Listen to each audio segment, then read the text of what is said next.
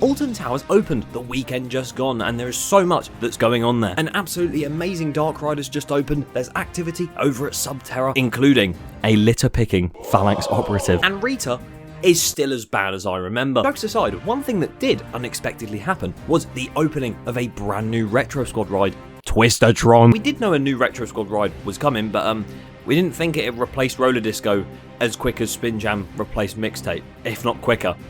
Although that took about a month and a half for that to happen, so I guess it's not hard to beat. Yeah, we didn't expect this to open, but it did anyway. In the place of the old permanent flat ride, Enterprise now sits a sort of semi-permanent flat ride. I did joke about having two right next to each other in X Sector, just blaring 80s music, and that has become a reality. Does anyone want the lottery numbers for next week? But if you haven't seen my vlog to do with Curse at Alton Manor's opening, I was there on the opening day, and shortly after I released that video, I gave Twistatron, the brand new Retro Squad ride, a go. Which I'd have to say, it's rather odd. So today I'm going to talk all about the area of it, the ride experience of the attraction, and then talk about the future of this funfair ride lineup at Alton Towers. It's going to get quite interesting. And before we begin, a massive thank you for 30,000 subscribers. Managed to hit it on opening day, which is crazy. Thank you so much for the support. Words cannot describe how thankful I am. That probably sounded sarcastic, but I do mean it. I do really want to do something to celebrate hitting this milestone, so if you have any ideas, por favor. But if you are new around here and you do go on to enjoy this video, please subscribe. It'd be greatly appreciated. So let's start by discussing the story behind the original trio of the Retro Squad. Funk and Fly, Roller Disco and Spin Jam were sent to save Alton Towers from bad capacity. And ever since, they've been running rather well.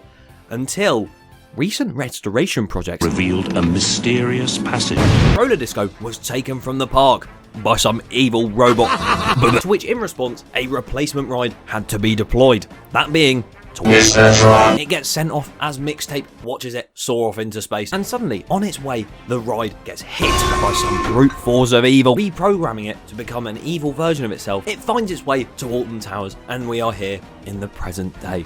Welcome to real life. So it has replaced Roller Disco, but not in its precise area, because this one has actually gone to where Enterprise was. Yes, I've said that already. The area where Roller Disco was just looks like this. There's no sight of fencing, ride wiring, or anything, anywhere. May it rest in peace. But yes, it is now sitting exactly in between one of its fellow Retro Squad rides and Oblivion's Turnaround. And I mean, this was probably the best option for it anyway, because there is that entire queue of Enterprise that is still there, so why not use that? Effective thinking. The ride is originally known as a Starfighter model, and it spins riders on the ground and then at certain angles and basically vertical. And as you can see, I didn't know what to think whilst I was riding it. It's just a tad bit strange in my eyes. I mean, the forces on it on anywhere, and the ride itself puts you in some very uncomfortable positions. Very weird. Nonetheless, I'll take you through the ride layout now. I'm acting as if this is a roller coaster or something, saying layout. Am I okay? It pretty much starts by spinning you just along the horizon, you know, quite flat, no angle yet, and then it begins to pick up pace, and this bit is actually quite fun. It's got a nice little whip to it, and you know, yeah, once you've done that for a bit, the angling upwards begins. It rotates quite a lot on its axis and on the ride vehicle itself, and you can genuinely get a bit of airtime at the top of that hill, which is quite fun. Then shortly after that, it reaches the maximum point where you're almost vertical.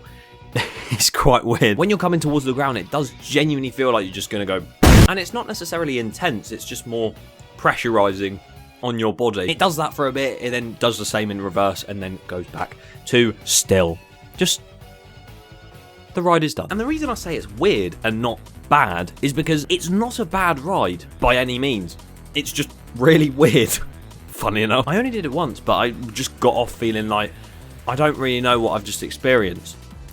But cool. I might have to give it another go at some point. But besides the point, as said before, the storyline stated that this one is an evil Retro Squad ride, and hinted at in the little animation, it says that the ride has been sent to destroy the Retro Squad. I expect halfway through the season to see all three of these rides just with these rides only being needed originally for 1 year, and now it's been kept for eternity, and with the animation pointing towards their Retro Squad annihilation. Could this be the end for the funfair ride lineup after this year? I mean, let's be honest, there's only so many years you can go just installing funfair flat rides and no permanent ones at a theme park. I think this year is going to mark the end for the Retro Squad. Who knows though? Only time will tell. I mean, I'd literally take a Project Horizon delay, so that would open in 2026, a year later than it's supposed to, for getting 3 permanent flat rides. Actually, would I?